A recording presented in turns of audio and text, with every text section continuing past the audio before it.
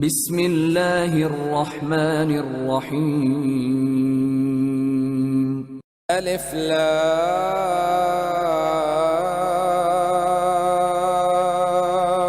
را. تلك آيات الكتاب المبين.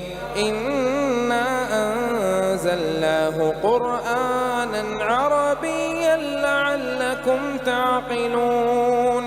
نحن نقص عليك أحسن القصص بما أوحينا إليك هذا القرآن وإن كنت من قبله لمن الغافلين. إذ قال يوسف لأبيه يا أبت إني رأيت 11 كوكبا والشمس والقمر رأيتهم لي ساجدين. قال يا بني لا تقصص رؤياك على إخوتك فيكيدوا لك كيدا إن الشيطان للإنسان عدو مبين. وكذلك يجتبيك ربك ويعلمك من تأويل الأحاديث ويتم نعمته عليك وعلى آل يعقوب كما أتمها على أبويك من قبل إبراهيم وإسحاق إن ربك عليم حكيم. لقد كان في يوسف وإخوته آيات للسائلين. إذ قالوا ليوسف وأخوه أحب إلى أبينا منا ونحن عصبة إن أبانا لفي ضلال مبين. اقتلوا يوسف أو اطرحوه أرضا يخل لكم وجه أبيكم وتكونوا من بعده قوما صالحين. قال قائل منهم لا تقتلوا يوسف وألقوه في غيابة الجب يلتقطه بعض السيارة إن كنتم فاعلين. قالوا يا أبانا ما لك لا تأمنا على يوسف وإنا له لناصحون. أرسله معنا غدا يرتع ويلعب وإنا له لحافظون. قال إني ليحزنني أن تذهبوا به وأخاف أن يأكله الذئب وأنتم عنه غافلون. قالوا لئن أكله الذئب ونحن عصبة إنا إذا لخاسرون. فلما ذهبوا به وأجمعوا أن يجعلوه في غيابة الجب وأوحينا إليه لتنبئنهم بأمرهم هذا وهم لا يشعرون. وجاءوا أباهم عشاء يبكون. قالوا يا أبانا إنا ذهبنا نستبق وتركنا يوسف عند متاعنا فأكله الذئب وما أنت بمؤمن لنا ولو كنا صادقين. وجاءوا على قميصه بدم كذب قال بل سولت لكم أنفسكم أمرا فصبر جميل والله المستعان على ما تصفون. وجاءت سيارة فأرسلوا واردهم فأدلى دلوه قال يا بشرى هذا غلام وأسروه بضاعة والله عليم بما يعملون وشروه بثمن بخس دراهم معدودة وكانوا فيه من الزاهدين. وقال الذي اشتراه من مصر لامرأته أكرمي مثواه عسى أن ينفعنا أو نتخذه ولدا وكذلك مكنا ليوسف في الأرض ولنعلمه من تأويل الأحاديث والله غالب على أمره ولكن أكثر الناس لا يعلمون. ولما بلغ أشده آتيناه حكما وعلما وكذلك نجزي المحسنين. وراودته التي هو في بيتها عن نفسه وغلقت الأبواب وقالت هيت لك قال معاذ الله إنه ربي أحسن مثواي إنه لا يفلح الظالمون. ولقد همت به وهم بها لولا أن رأى برهان ربه كذلك لنصرف عنه السوء والفحشاء إنه من عبادنا المخلصين. واستبق الباب وقدت قميصه من دبر وألف يا سيدها لدى الباب. قالت ما جزاء من أراد بأهلك سوءا إلا أن يسجن أو عذاب أليم. قال هي راودتني عن نفسي وشهد شاهد من أهلها إن كان قميصه قد من قبل فصدقت وهو من الكاذبين وإن كان قميصه قد من دبر فكذبت وهو من الصادقين. فلما رأى قميصه قد من دبر قال إنه من كيدكن إن كيدكن عظيم. يوسف أعرض عن هذا واستغفري لذنبك إنك كنت من الخاطئين. وقال نسوة في المدينة امرأة العزيز تراود فتاها عن نفسه قد شغفها حبا إنا لنراها في ضلال مبين. فلما سمعت بمكرهن أرسلت إليهن وأعتدت لهن متكئا وآتت كل واحدة منهن سكينا وقالت اخرج عليهن. فلما رأينه أكبرنه وقطعن أيديهن وقلن حاش لله ما هذا بشرا إن هذا إلا ملك كريم. قالت فذلكن الذي لمتنني فيه ولقد راودته عن نفسه فاستعصم ولئن لم يفعل ما آمره ليسجنن وليكون من الصاغرين. قال رب السجن أحب إلي مما يدعونني إليه وإلا تصرف عني كيدهن أصب إليهن وأكن من الجاهلين.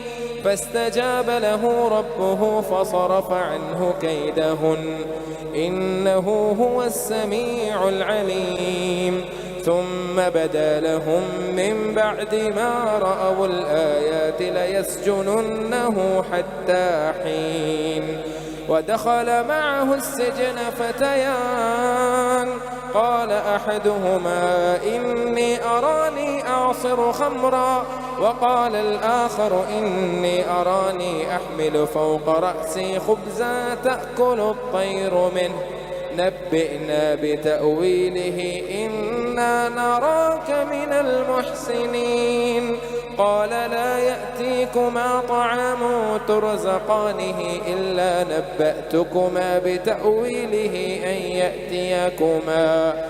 قال لا يأتيكما طعام ترزقانه إلا نبأتكما بتأويله قبل أن يأتيكما ذلكما مما علمني ربي إني تركت ملة قوم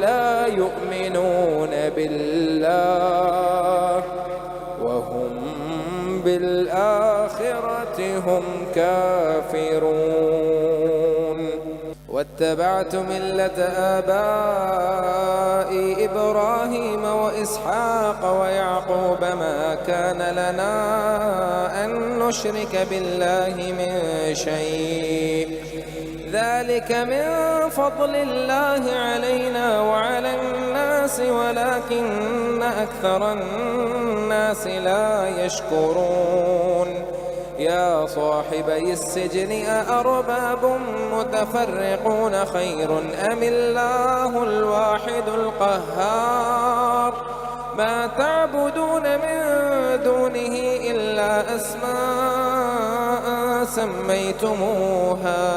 سميتموها أنتم وآباؤكم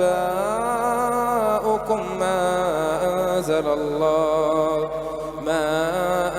الله بها من سلطان إن الحكم إلا لله أمر ألا تعبدوا إلا إياه ذلك الدين القيم ولكن أكثر الناس لا يعلمون يا صاحبي السجن أما أحدكما فيسقي ربه خمرا وأما الآخر فيصلب فتأكل الطير من رأسه قضي الأمر الذي فيه تستفتيان وقال للذي ظن أنه ناج منهما اذكرني عند ربك فأنساه الشيطان ذكر ربه فلبث في السجن بضع سنين وقال الملك إني أرى 7 بقرات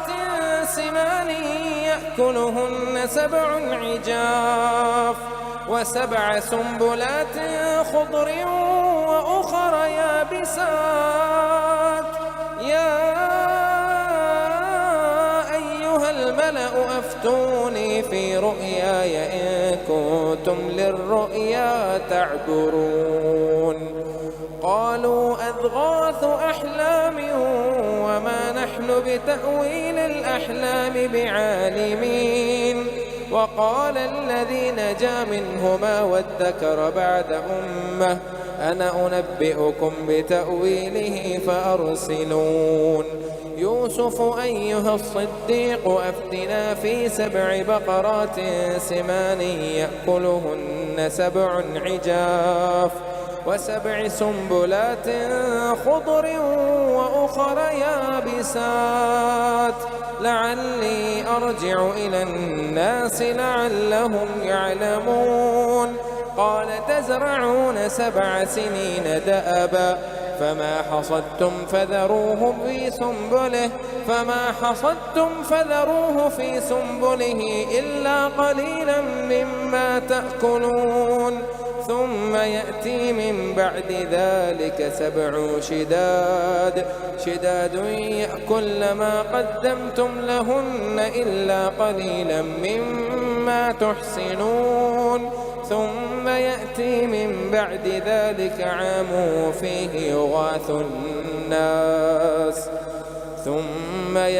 من بعد ذلك عام فيه يغاث الناس وفيه يعصرون وقال الملك ائتوني به فلما جاءه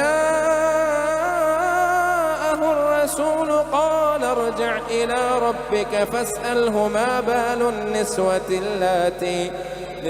اللاتي قطعن أيديهن إن ربي بكيدهن عليم قال ما خطبكن إذ راوتن يوسف عن نفسه قلن حاش لله ما علمنا عليه من سوء قالت امرأة العزيز الآن حصحص الحق أنا راودته عن نفسه وإنه لمن الصادقين ذلك ليعلم أني لم أخنه بالغيب وأن الله لا يهدي كيد الخائنين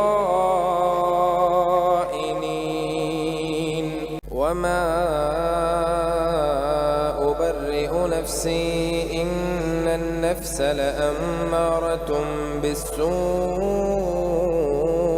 إلا ما رحم ربي إن ربي غفور رحيم وقال الملك ائتوني به أستخلصه لنفسي فلما كلمه قال إنك اليوم لدينا مكين أمين قال اجعلني على خزائن الأرض إني حفيظ عليم وكذلك مكنا ليوسف في الأرض يتبوأ منها حيث يشاء نصيب برحمتنا من نشاء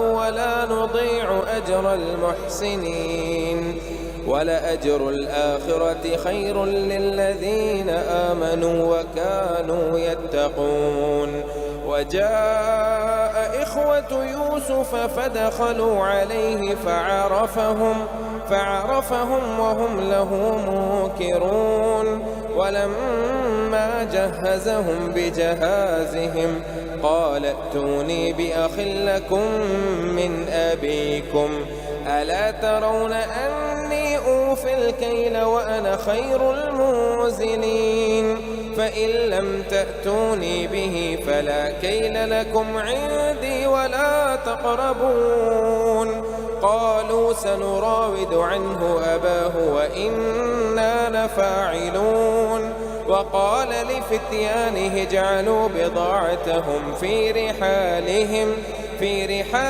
لعلهم يعرفونها إذا انقلبوا إلى أهلهم لعلهم يرجعون فلما رجعوا إلى أبيهم قالوا يا أبانا منع منا الكيل فأرسل معنا أخانا نكتل وإنا له لحافظون قال هل آمنكم عليه إلا كما أمنتكم على أخيه من قبل فالله خير حافظا وهو أرحم الراحمين ولما فتحوا متاعهم وجدوا بضاعتهم ردت إليهم قالوا يا أبانا ما نبغي هذه بضاعتنا ردت إلينا ونمير أهلنا ونحفظ أخانا ونحفظ أخانا ونزداد كيل بعير ذلك كيل يسير. قال لن أرسله معكم حتى تؤتون موثقا من الله لتأتونني به إلا أن يحاط بكم. فلما آتوه موثقهم قال الله على ما نقول وكيل. وقال يا بني لا تدخلوا من باب واحد وادخلوا من أبواب متفرقة وما أغني عنكم من الله من شيء إن الحكم إلا لله عليه توكلت وعليه فليتوكل المتوكلون. ولما دخلوا من حيث أمرهم أبوهم ما كان يغني عنهم من الله من شيء إلا حاجة في نفس يعقوب قضاها وإنه لذو علم لما علمناه ولكن أكثر الناس لا يعلمون. ولما دخلوا على يوسف آوى إليه أخاه قال إني أنا أخوك فلا تبتئس بما كانوا يعملون. فلما جهزهم بجهازهم جعل السقاية في رحل أخيه ثم أذن مؤذن أيتها العير إنكم لسارقون. قالوا وأقبلوا عليهم ماذا تفقدون؟ قالوا نفقد صواع الملك ولمن جاء به حمل بعير وأنا به زعيم. قالوا تالله لقد علمتم ما جئنا لنفسد في الأرض وما كنا سارقين. قالوا فما جزاؤه إن كنتم كاذبين؟ قالوا جزاؤه من وجد في رحله فهو جزاؤه كذلك نجزي الظالمين. فبدأ بأوعيتهم قبل وعاء أخيه ثم استخرجها من وعاء أخيه كذلك كدنا ليوسف ما كان ليأخذ أخاه في دين الملك إلا أن يشاء الله نرفع درجات من نشاء وفوق كل ذي علم عليم. قالوا إن يسرق فقد سرق أخ له من قبل فأسرها يوسف في نفسه ولم يبدها لهم. قال أنتم شر مكانا والله أعلم بما تصفون. قالوا يا أيها العزيز إن له أبا شيخا كبيرا فخذ أحدنا مكانه إنا نراك من المحسنين. قال معاذ الله أن نأخذ إلا من وجدنا متاعنا عنده إنا إذا لظالمون. فلما استيئسوا منه خلصوا نجيا. قال كبيرهم ألم تعلموا أن أباكم قد أخذ عليكم موثقا من الله ومن قبل ما فرطتم في يوسف فلن أبرح الأرض حتى يأذن لي أبي أو يحكم الله لي وهو خير الحاكمين.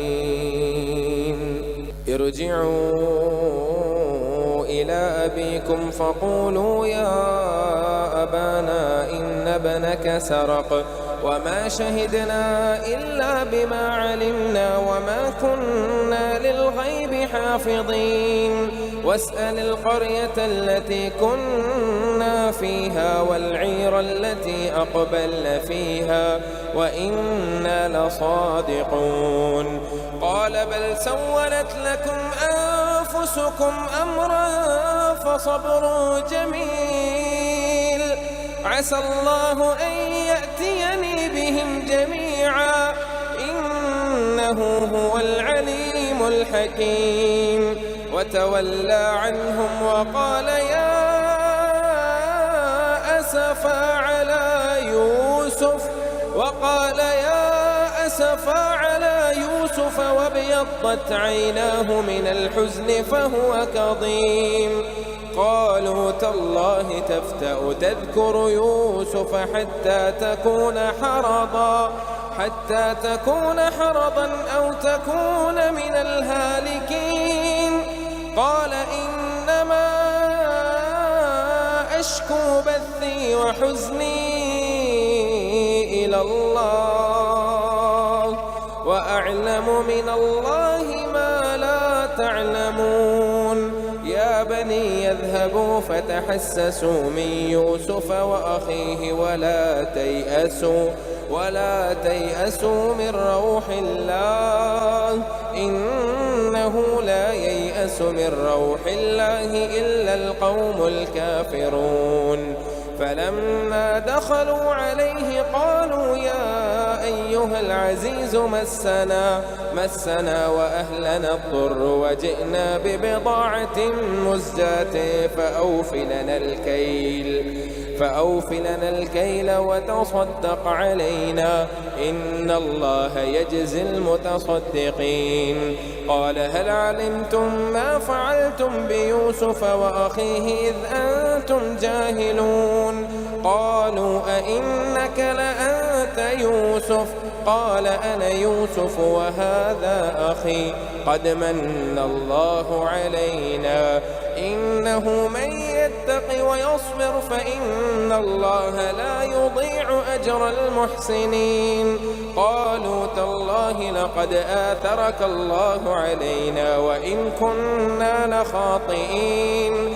قال لا تثريب عليكم اليوم يغفر الله لكم وهو أرحم الراحمين. اذهبوا بقميصي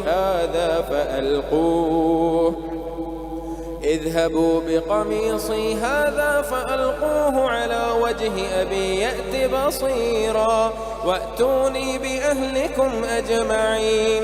ولما فصلت العير قال أبوهم إني لأجد